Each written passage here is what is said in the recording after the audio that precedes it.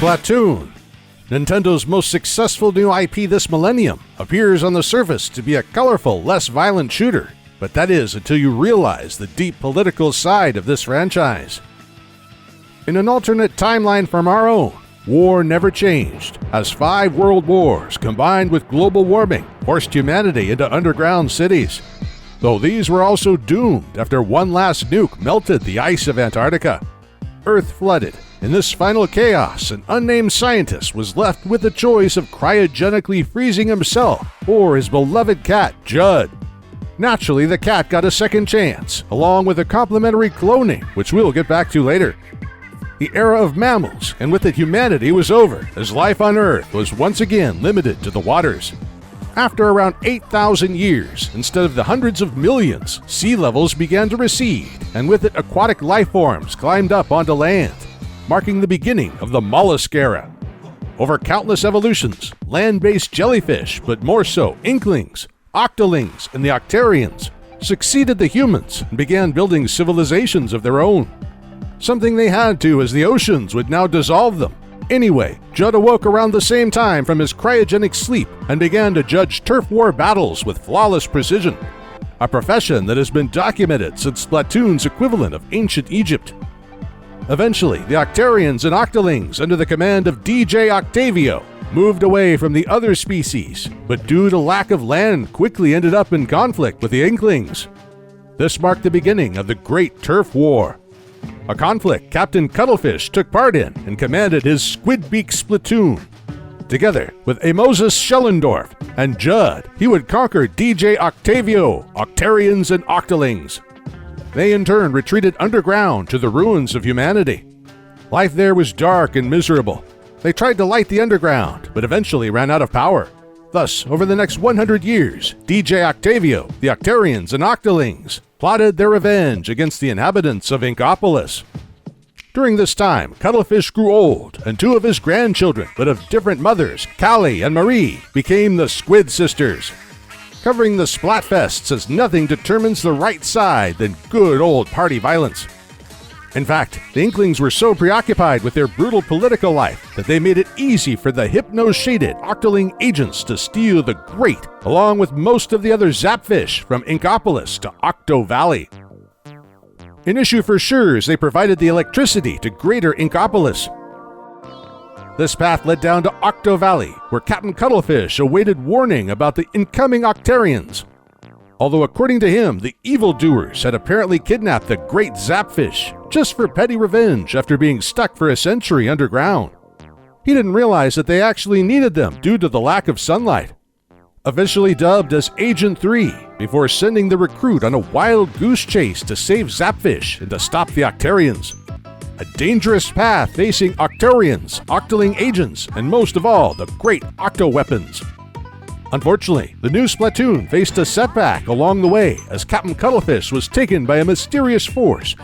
From this point on, Callie and Marie, we mean Agents 1 and 2, stepped in to assist. Agent 3 continued to ink, splat, and swim until standing eye to eye with the great Zapfish. It was at this very moment that the Octarian commander revealed himself as DJ Octavio. With his sick beats, wasabi, and menacing attacks, he tried to throw the kitchen sink at Agent 3, though not for long, as he was outmaneuvered before Agents 1 and 2 finally silenced Octavio by singing Calamari Incantation at full blast. With one final shot straight into the DJ's face, the gig was done, and Agent 3 received his or her honors. The great Zapfish was back around the Inkopolis Tower, and the Squid Sisters played their new single. DJ Octavio is hilariously stuck in a snow globe and will surely never escape again. A wave of Octoling desertion followed as they emigrated to Inkopolis afterwards, and among them was Marina, who soon found the Inkling Pearl and founded the future hope of Inkopolis, Off the Hook. Years passed, and around 9 months after the final Callie and Marie Splatfest, Off the Hook succeeded them in bringing the news.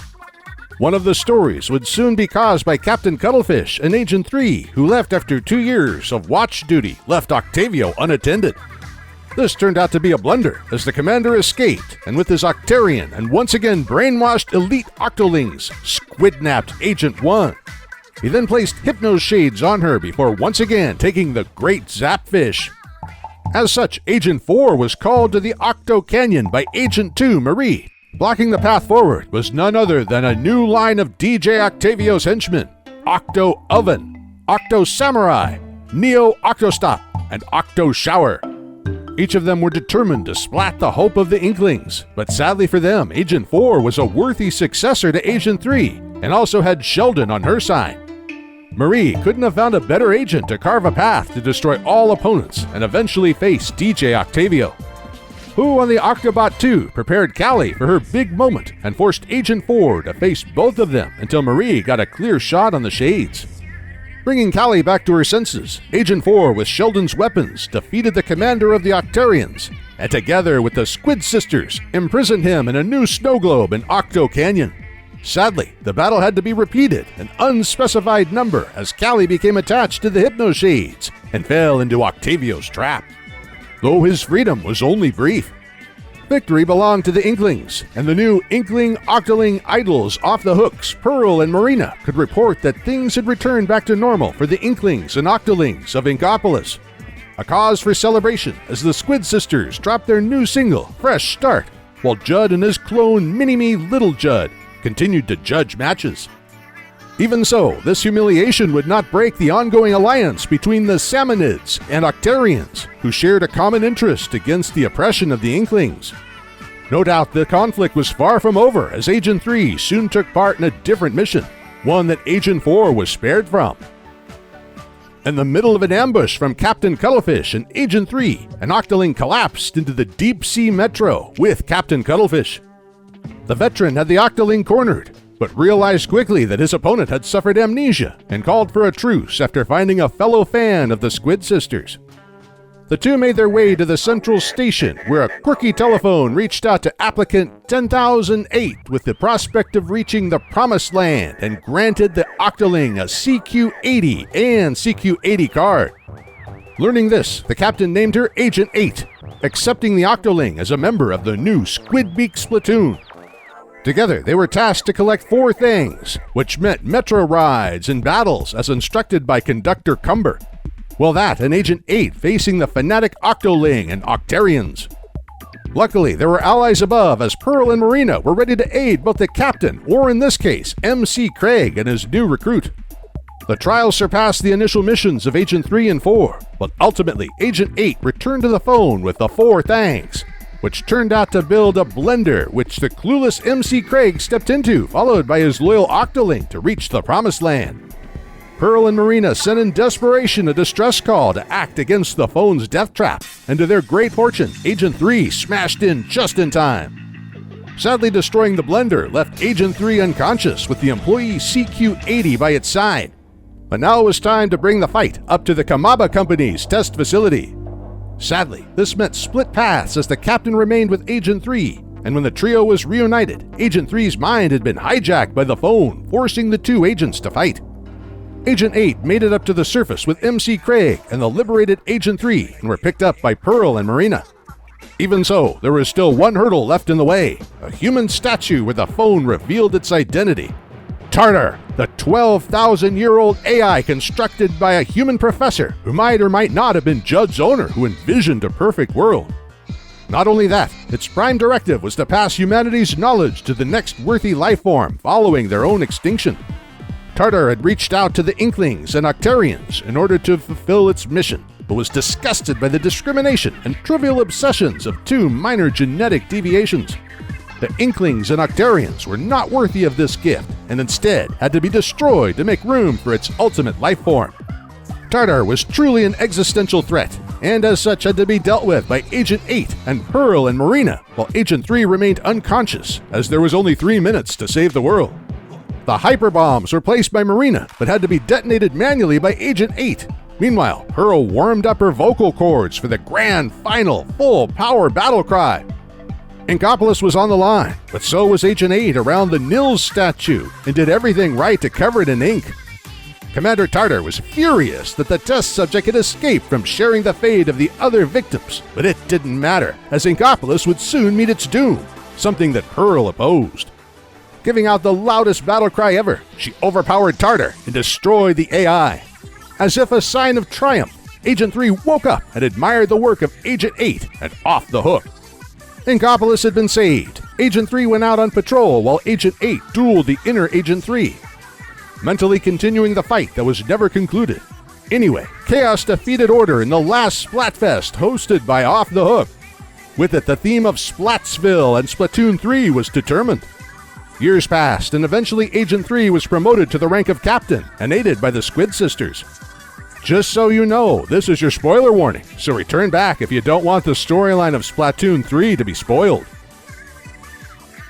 Humanity survived in one location, a volcanic cavern. There they found sustenance through marine life in the seawater of the crater. Now led by scientists, the survivors attempted to make the most of their new home, Alterna. The omniscient recording computer of Alterna, or Orca, chronicled their journey. After years of research, it was discovered that the crystals made from squid liquid were used to cover Alterna, as this one could read and realize the wishes. This way, after 25 years, the inhabitants could once again see a sky through a new crystal dome.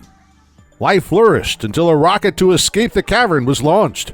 Sadly for them, a chain reaction with the crystallized squid fluid crushed the humans.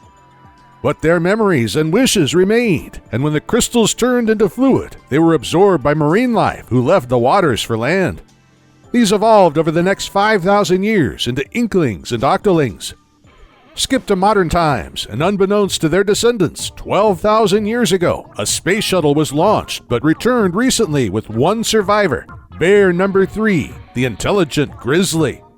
He made his way to Alterna and combined liquid crystals, seminid golden eggs, and his own fur to create mammal-turning fuzzy ooze. Furthermore aided by Inklings and Octolings who collected the golden salmon eggs for him through the operations of Salmon Run, Grizzco. His plan was set in motion, and Deep Cut could report that the great Zapfish was missing.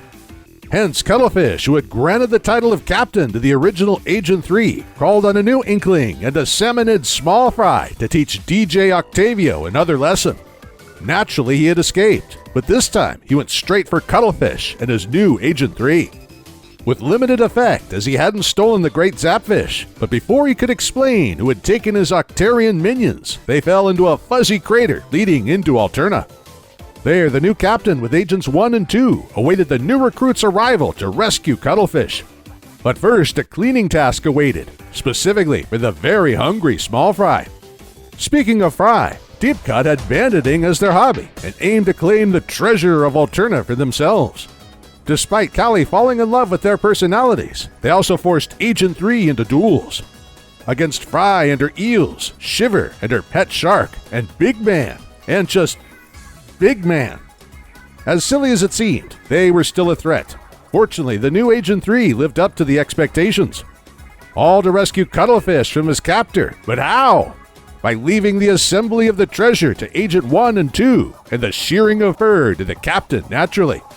In that very moment, Deep Cut resurfaced to claim their prize, but after learning that the new Squidbeak Splatoon gifted the tool to them, they decided to work for them, accepting Marie as their new boss. This turned out to be crucial, as when they found Cuttlefish dried out and in his squid form, they also allowed the true squidnapper of the great Zapfish and self-proclaimed boss of everyone, Mr. Grizz, Lee Bear, to escape to space. Naturally, on the rocket left by humanity, as Mr. Grizzly used it to cover the entire planet in fur. All in the name of covering Earth in fuzzy ooze to bring it back to the rule of hairy mammals. All seemed lost, but as a tear brought Cuttlefish back to life, well, sort of, and then Deep Cut came to save the day. By combining their powers, Fry created a path to launch to space with her eels. Shiver granted the mode of transportation by borrowing her Master Mega and Big Man a helmet. The time for the final confrontation of marine life against the mammalian had arrived, but the battle on the rocket wasn't enough to save the world. Hence, DJ Octavio went from being a villain to live long enough to become a hero. All united, and by playing Calamari Incantation, 3 mix of Deep Cut and the Squid Sisters, Small Fry turned into Huge Fry. Salmon vs. Grizzly as Agent 3 with DJ Octavio vacuumed the fuzzy ooze up to prevent the return of the mammalians and Hairmageddon. Mr. Grizz accepted that the mammals were history. Giant Fry turned back into Small Fry, while DJ Octavio brought everyone back to Earth.